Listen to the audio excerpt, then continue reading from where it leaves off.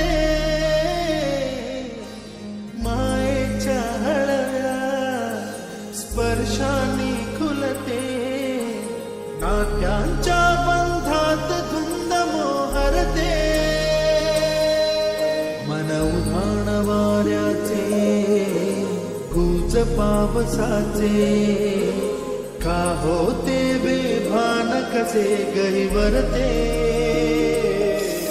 मन उधाण वाऱ्याचे गुज पावसाचे, का होते बेभान कसे गहिवरते.